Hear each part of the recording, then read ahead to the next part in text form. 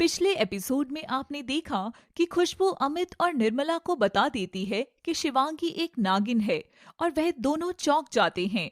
अब आगे। ये क्या कर रही हो तुम? पागल हो गई हो क्या? घर में दूसरी को देखकर इसका दिमाग खराब हो गया है। अब ये कुछ भी बोल रही है। जहर तो तुम्हारे भीतर भरा है खुशबू। चुपचाप अपना काम किया करो। तुमको इस घर में ज्यादा बोलने की इजाजत नहीं है। अगर इस घर में रहना है तो शांति से रहो और ये आखिरी चेतावनी है। अगर इस बार कुछ भी हुआ तो तुमको इस बार घर से बाहर निकाल दिया जाएगा। खुशबू वहां से रोकर चुपचाप चली जाती है। अरे वाह, कितने सीधे हैं मेरे ससुराल वाले भी। कितना प्यार करते हैं मुझसे। बेचारी खुशबू, न जाने अभी और कितने दुख झेलेगी। मैं तो खुशबू को तड़पा तड़पा कर मारूंगी। इंतजार कर खुशबू रानी, मैं तुझे बहुत दुख देकर ही खत्म करूंगी। कुछ दिन बाद निर्मला और अमित बाजार जाते हैं। घर में शिवांगी और खुशबू ही अकेले रह जाते हैं। मैं जो चाहती थी वो दिन जल्दी ही आ गया। खुशबू को अब मजा चखाऊंगी। शिवांगी किचन में पूरी योजना बनाकर तैयारी रखती है और फिर खुशबू को बुलाती है। खुशबू, खुशबू, अभी आ रही हूँ। जल्दी आओ। शिवांगी खुशबू को बुलाने के लिए शोर मचाने लगती है और खुशबू दौड़ी दौड़ी आती है।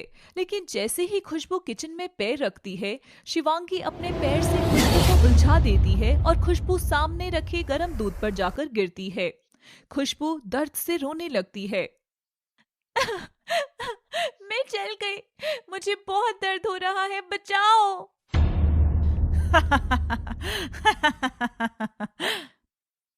मुझे बहुत दर्द हो रहा है।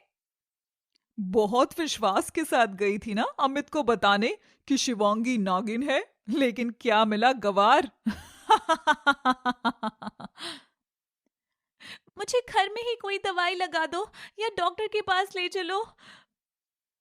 तुम मुझसे ऐसी उम्मीद कैसे कर सकती हो कि जख्म देकर मैं ही तुम्हें मरहम लगाऊंगी? खुशबू रोने लगती है और शिवांगी नागिन बन जाती है।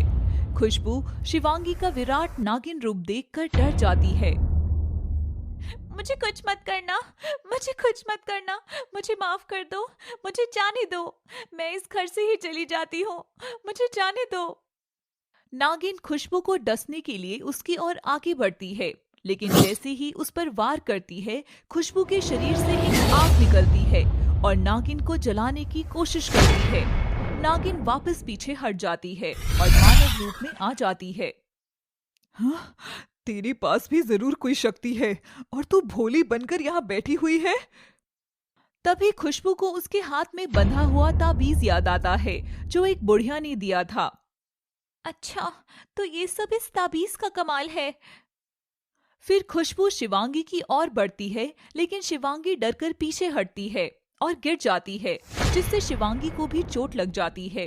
तभी निर्मला और अमित बाजार से वापस आ जाते हैं और शिवांगी की हालत देखकर आग बबूला हो जाते हैं। खुशबू, तुम्हारी इतनी हिम्मत कि तुमने शिवांगी को मारा? मैंने किसी को नहीं मारा।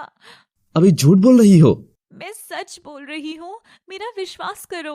अमित, अब तू इसकी कोई बात मत सुन और इसे अभी घर से बाहर निकाल दे। मैं इसे अब 1 मिनट भी यहाँ बर्दाश्त नहीं कर सकती हूँ। दूर कर दे इसे मेरी आंखों के सामने से।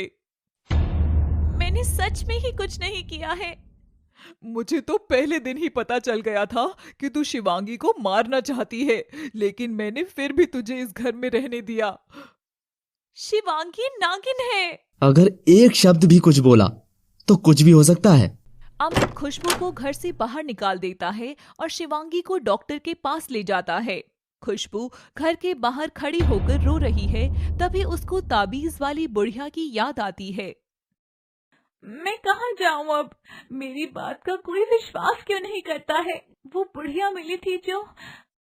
मैं तुमको ये ताबीज दे रही हूँ जो तुम्हारी रक्षा करेगा। आप कहाँ रहती हो? मैं वहाँ उस पहाड़ी के पीछे मंदिर के पास रहती हूँ। जब भी तुम्हें मेरी जरूरत हो मेरे पास आ जाना। हाँ, अब मुझे उस बुढ़िया औरत के पास ही जाना होगा और वैसे भी उनकी ताबीज ने ही मुझे उस दुष्ट नागिन से बचाया है। खुशबू पहाड़ी पार करके बूढ़ी औरत के पास पहुंच जाती है। आओ, आओ बेटी, मुझे घर से बाहर निकाल दिया है।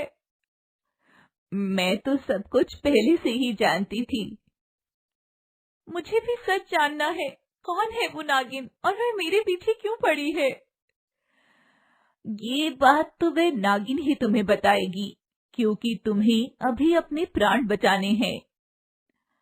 मैं तो अब आपकी शरण में आ गई हूँ, अब मेरा कोई कुछ नहीं बिगाड़ सकता। लेकिन तुम यहाँ ज्यादा समय तक नहीं रह पाओगी, तुम्हें वापस उसी घर में जाना होगा। वो लोग मुझे निकाल चुके हैं, फिर कैसे जाऊंगी? तुमसे किसने कहा कि खुशबू बनकर ही वापस जाओ? अब तुम मेरे कहे अनुसार ही चलना। दूसरी तरफ अमित शिवांगी को डॉक्टर के पास से घर ले आता है और बाहर से खाना ऑर्डर कर देता है। तभी उसे ध्यान आता है कि वह अपना पर्स डॉक्टर के यहाँ ही भूल आया है। अरे मैं तो अपना पर्स शायद डॉक्टर के यहाँ भूल आया हूँ, अभी लेने जाता हूँ। अमित डॉक्टर के पास जाता है और उसे वहाँ वो पर्स मिल जाता है। अमित पर्स लेकर वापस घर आ रहा होता है कि रास्ते में उसकी कार के नीचे एक बिल्ली आ जाती है और घायल हो जाती है। ओह, शायद कोई जानवर घायल हो गया है, नीचे उतर कर देखता हूँ। अमित नीचे उतरकर देखता है तो उसे कार के नीचे एक बिल्ली खून से लथपथ पड़ी हुई होती है। ये क्या अनर्थ हो गया मुझसे? बिल्ली मर गई। दादाजी कहते थे कि बिल्ली मारने पर सोने की बिल्ली देनी होती है। Oh no. अमित ये बात सोच ही रहा था कि तभी कुछ बदमाश अमित पर हमला कर देते हैं। कौन हो तुम? हम तुम्हारी मौत हैं। चुपचाप से पर्स और गाड़ी घड़ी सब कुछ हमें दे दो, वरना जान से जाओगे। मैं तुम्हें एक फुटी कौड़ी तक नहीं दूंगा। अमित डकैतों को कुछ भी देने से मना कर देता है और वह इस बात से नाराज होकर अमित पर टूट पड़ते हैं। अमित और डकैत कुछ समय तक लड़ाई करते हैं। फिर एक आदमी अमित को मारने के लिए पीछे से आता है। तभी बिल्ली जिंदा होकर खड़ी हो जाती है और ऊपर उछलकर उस आदमी की आंख मूंद देती है। वह आदमी रोता हुआ दौड़ता है। तभी पुलिस की गाड़ी की आवाज आती है और सारे डकैत वहाँ से भाग जाते हैं। मैं अनजाने में तेरी जान ले लेता, लेकिन तूने आज मेरी जिंदगी बचा दी। तू मेरे साथ चल, मैं तुझे अपने घर रखूंगा और इलाज कराऊंगा। बिल्ली म्याऊं की आवाज निकालती है और अमित को उसके गाड़ी में बिठाकर पशु चिकित्सालय ले जाता है। वहाँ पर उसका इलाज करता है और फिर घर लेकर आता है। अमित दरवाजा खटखटाता है और निर्मला दरवाजा खोलने आती है। हाथ में घायल बिल्ली को देखकर वह परेशान हो जाती है। अमित, ये क्या हुआ और ये घायल बिल्ली तूने गोद में क्यों उठाई है? अमित निर्मला को सारी बात बताता है। माँ, इसने मेरी जान बचाई है और अब से ये इस घर में ही रहेगी। हाँ अमित, मैं इसे बहुत प्यार से रखूंगी। तभी अंदर से शिवांगी आ जाती है और अमित बिल्ली को शिवांगी के हाथ में दे देता है। लेकिन जैसे ही शिवांगी बिल्ली की आंखों में देखती है, उसकी डर की वजह से चीख निकल जाती है। कहानी जारी रहेगी।